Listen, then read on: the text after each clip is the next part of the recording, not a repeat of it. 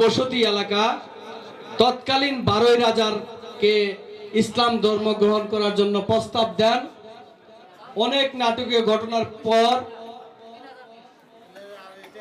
আম্বারিয়া যে 12 রাজা ছিলেন তিনার কন্যা হযরত মা 12 রানীকে স্ত্রী হিসেবে গ্রহণ করে ইসলাম ধর্মায়িত করে এক সময় মা 12 রানী অলিত্ব লাভ করে সেই অলির দরবারে আমার দাদাজান মরহুম জয়নাল আবেদিন খান তিনি এই মাজারের পরিচর্যা শুরু করেন। পরবর্তীতে তিনি মৃত্যুবরণ করার পরে আমার বাবাও ছোট ছিল। পরবর্তী আমার বাবা বড় হওয়ার পরে মাজারের ভবনগুলি করেছে। জায়গা জমিও আমরা কিছুটা হলো এখানে ওয়াকফ করে দিতে পেরেছি। পরবর্তীতে আমার ভাইয়েরা বড় ভাইয়েরা করেছে। বীর মুক্তিযোদ্ধা জাকাউজ্জামান খান বাদশা ভাই, তারপরে বিশিষ্ট ঠিকাদার হাজী আখতারুজ্জামান মুকুল খানও দীর্ঘদিন সভাপতি ছিলেন। কিন্তু দেশের পট পরিবর্তনের পরে গত বছর 24 সালে সারা দেশে যখন মসজিদের মাদ্রাসার প্রতি এক শ্রেণীর লোক হিংসাত্মক বর্ষণ করার চেষ্টা করেছে, আরেকদিকে অলিদের মাজার ধ্বংস করার জন্য একটি শ্রেণী নেমে পড়েছিল। বিভিন্ন জায়গায় মাজারকে ভেঙে ফেলেছে এবং কি ন্যাক্কারজনক কিছু কাজ করেছে। কিছু মাজার থেকে লাশ উঠিয়েও পড়েছে, ন্যাক্কারজনক ঘৃণিত কাজ করেছে না? সেই দুঃসময় আমাকে মাজারের সভাপতি আপনারা বানিয়েছিলেন, ঠিক না? সেই দুঃসময় আমি মাজারের সভাপতি হয়ে সারা দেশে যখন মাজার ধ্বংস করছে সেই সময় মহান আল্লাহ তাআলা আপনাদের সহযোগিতায় হযরত মা 12 রানী রহমতুল্লাহ মায়ের মাজারের ছাদ এবং গম্বুজ দেওয়ার তৌফিক দিয়েছিলেন। সবাই বলি আলহামদুলিল্লাহ। এখন এই মাজার পরিপূর্ণ একটি সুন্দর ভবন করার জন্য চারিদিকে বারান্দার প্রয়োজন। এখন ছাদ এবং গম্বুজ হয়ে গেছে। উরস পরিচালনা কমিটির আহ্বায়ক বলে গেলেন এখানে প্রায় 25 লক্ষ টাকার প্রয়োজন।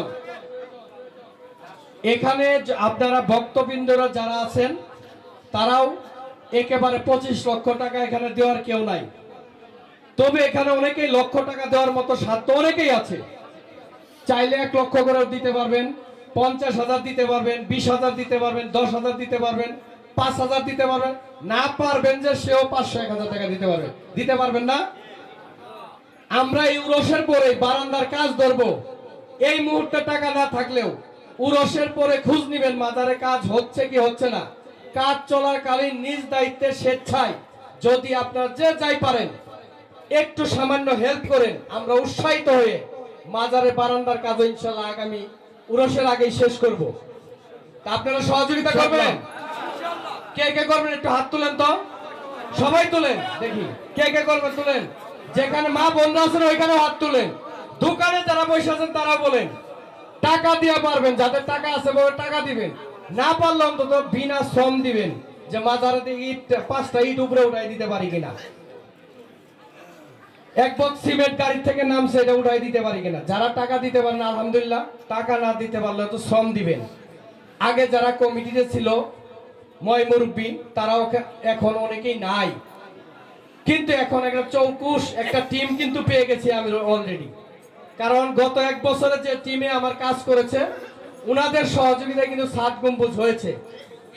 তো এই টিমটাকে আপনারা যদি আরো জাগ্রত করেন, বিশেষ করে আমাদের এই মাজারে ভক্তই আসে মেলান্দ ইসলামপুর 2 উপজেলার মানুষ। এখানে কিন্তু অনেক আমাদের মাজার কমিটি এবং উরস কমিটিতে আছেন। আপনারা যারা আরো অলি ভক্ত সক্রিয় তাদেরকে উদাত্ত আহ্বান বানাবো, স্বেচ্ছায় আমাদের সাথে যোগাযোগ করুন। আমরা দায়িত্বশীল লোক খুঁজি, আমরা দায়িত্ব দিব। কারণ আমরা মাজারকে কুক্ষিগতর করে রাখি নেই। মাজারের বাক্সের টাকা আমরা খাই না, মাজারে উরস দিয়ে আমরা ব্যবসা করি না। আমরা নিজেরাও মাদক খাই না, মাদকের কোনো বিজনেস করি না। আমরা এখানে মুসাফিররা আসে, মুসাফিরদের জন্য আমরা আরো বিনামূল্যে 2 বেলা খাবারের ব্যবস্থা করি। এই জিনিসটা খেয়াল করবেন, অন্য কোনো মাজারের সাথে আমাদেরকে তুলনা করবেন না। এখানে আপনারা যদি কারোর মনে করেন যে অন্য কোনো মাজারের সাথে আমাদের তুলনা আছে, ওরকম অকারেন্স কোনো ঘটি, স্বেচ্ছায় সৎসাহসে গোপনে প্রকাশে খোঁজ নিয়ে আমাদেরকে জানাবেন। আমাদের যদি কখনো কোথাও ভুল হয়ে থাকে সেটা আমরা সংশোধন করে নিব। দয়া করে সবাই আমাদেরকে হেল্প করবেন তো ইনশাআল্লাহ। তো এখন যে কথাটা শেষ করব, এখানে যে উরস কমিটির আহ্বায়ক লিখন, যুগ্ম আহ্বায়ক যারা আছে ওরা অনেকে বলছে, উপদেষ্টা মন্ডলীরা বলছে, এখানে এই যে সামান্য কয়েকটা দোকান হয়, দোকানদাররা সামান্য টাকা দেয়, এটা দিয়ে কিন্তু প্রায় 200 লোককে খাবার 2 বেলা খাওয়ানো সম্ভব না। এটা ভক্তরাও কিছু টাকা দেয়, আমরাও দেই, ওরা ওই যে দোকান থেকেও কিছু আসে, এটা দিয়ে কোনোভাবে 44 বছর চালিয়ে দিছি।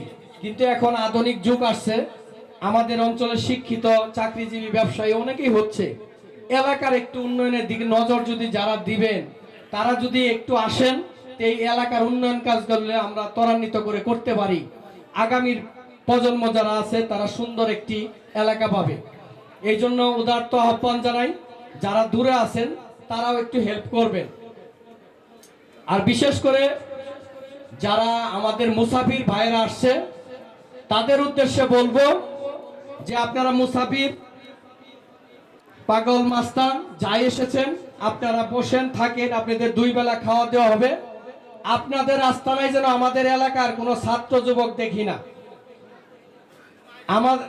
আপনাদের আস্তানায় যেন আমাদের এলাকার শিশু ছাত্র সন্তান আপনাদের আস্তানায় না যা। আপনারা নিজেরা পাগলা ভক্তরা নিজেরাই থাকবেন, আপনাদের বিনামূল্যে খাবার দেওয়া হবে।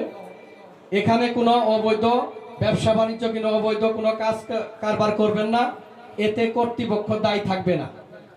মাজার 44 বছর উরস চলছে, ইনশাল্লাহ যুগ যুগ চলবে, কারণ আল্লাহর ওলির দরবার আল্লাহ হেফাজত করবে। আমরা সামান্য মানুষ, আমাদের দিয়ে পরিচর্যা করা, এগুলি খেয়াল রাখবেন। অলির দরবার নিয়ে, অলির বাজার নিয়ে যারা শত্রুতা পোষণ করে রাজনীতি করে, তাদেরকে আল্লাহ শাস্তি দিবে, আল্লাহ যুদ্ধ ঘোষণা করবে। অতএব অলির মাজার নিয়ে, অলির উরস নিয়ে, অলির বিষয়গুলো নবী রাসূল ওলিয়া উলিয়া নিয়ে মুসলমান হয়ে দয়া করে কেউ শত্রুতা পোষণ করেন না, হিংসাত্মক পোষণ করেন না, ধ্বংস হয়ে যাবেন। আল্লাহ নিজে যুদ্ধ ঘোষণা করবেন, তার হাদিসে বলে গেছেন। তাই আল্লাহ ওলিকে ভালোবাসে, আমরা ওলিকে ভালোবাসি। আল্লাহ এক, অদ্বিতীয়, তিনি মহান, তিনি দয়াময়। সেই মাবুদ আল্লাহর কাছে দোয়া করব, ফরিয়াদ করব যে আল্লাহ নবী রাসূল ওলিয়া উলিয়াদেরকে যেন বেহেশতে সসম্মানে রাখে।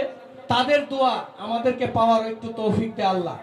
আল্লাহ ওলিদেরকে ভালোবাসে, আমরাও ওলিদেরকে ভালোবাসি, এটা কোনো দ্বিমত নাই। আল্লাহর ভালোবাসায়, আমরা ওলির ভালোবাসায় এখানে এসেছি। আল্লাহ আমাদের সকলের দোয়া কবুল করুক ওলির উসিলা। তাই আমরা সকলের কাছে দোয়া চাবো, দোয়া চাই এই মাজারের আমার পূর্বপুরুষ যারা আছেন, খেদমত করে গেছেন, মাজারের পূর্বের কমিটিতে যারা ছিলেন, যারা মরহুম হয়েছেন, গত হয়েছেন, তাদের জন্য দোয়া চাই। বর্তমানে যারা আছেন, আগামী দিনে যারা আসবেন, তাদের জন্য দোয়া চাই। বিশেষ করে এই সময় দেশের, বাংলাদেশের জন্য দোয়া চাই, বাংলাদেশবাসীর জন্য দোয়া চাই। এই দেশের বর্তমান অভিভাবক, সর্বজনীয় শ্রদ্ধেয় ব্যক্তিত্ব, 3 বারের প্রধানমন্ত্রী, দেশ নেত্রী বেগম খালেদা জিয়া, যাকে মিথ্যা মামলায় দীর্ঘদিন একটা ফ্যাসিস্ট স্বৈরাচারী হাসিনা সরকার বন্দী করে রেখেছিল, তাকে অসুস্থ করে মুক্তি, 24-এর বিপ্লবের পরে মুক্তি হওয়ার পরও পরিপূর্ণ সুস্থ হতে পারে নাই, সে এখন মৃত্যু সজ্জায়। তার জন্য দেশবাসী সহ মা বারৈরানী ভক্তবৃন্দ, মা বোনদের কাছে উদারতভাবে একটু মন খুলে দোয়া চাবো, প্রাণ খুলে দোয়া চাবো। সবাই যেন একটু বেগম খালেদা জিয়ার সুস্বাস্থ্যের জন্য একটু দোয়া করবেন, যেন আগামীর একটি সুষ্ঠু সুন্দর জাতীয় সংসদ নির্বাচনের মাধ্যমে আমরা নিজের ভোট নিজে দিয়ে একটি রাষ্ট্র, সুন্দর রাষ্ট্র গঠন করতে সাহায্য করি। হয়তো ভাববেন আমার একটি ভোট কি কাজে আসবো, না দিলেই, যেমন 15 বছর আমরা ভোট দিতে পারি নাই, আপনার একটি ভোটই এই মুহূর্তে মূল্যবান। আপনার একটি ভোটই দেশে গণতন্ত্র ফিরে আসবে, নির্বাচিত সরকার আসবে, সেই সরকার দ্বারাই আপনার আমার সন্তান সুশিক্ষায় সুশিক্ষিত হবে, সরকারি চাকরি পাবে, স্বাধীনভাবে ব্যবসা করতে পারবে। আপনার জমিতে কেউ বেদখল দিতে যাবে না, আপনার বাড়িতে কেউ সন্ত্রাসী করতে যাবে না, আপনার মা বোনের উপরে ইজ্জত কেউ হানতে যাবে না। একটি নির্বাচিত সরকার আসলে দেশে শান্তি আসে, দেশে বিশ্ব ব্যাংকের সাহায্য আসে, গরিব দুঃখী মানুষের সেবা করার মতো সামর্থ্য আসে, রাস্তাঘাটের উন্নয়ন হয়। সব মিলিয়ে আপনার একটি ভোট মহামূল্যবান। তাই আগামী জাতীয় সংসদ নির্বাচনে একটি নির্বাচিত সরকার আসার জন্য আপনার ভোট আপনিই দিবেন, যাকে খুশি তাকে দিবেন, যোগ্য লোককে দিবেন। এই বলে আমার বেগম খালেদা জিয়ার জন্য শেষবারের জন্য দোয়া চাই। আজকের মতো বক্তব্য এখানে শেষ করার আগে আমার আরেক মা হযরত মা বারোই রানী রহমতুল্লাহ মায়ের 15 দিন ব্যাপী উরস মুবারকের আজকের এই শুভ উদ্বোধন ঘোষণা করলাম। সকলে শুভ কামনা করে এখানে শেষ করলাম। এখনই উদ্বোধনীয় দোয়া মাহফিল হবে। সকলেই এই মঞ্চের সামনে চলে আসেন, দোয়ায় অংশ করে গ্রহণ করেন। আসসালামু আলাইকুম। ধন্যবাদ।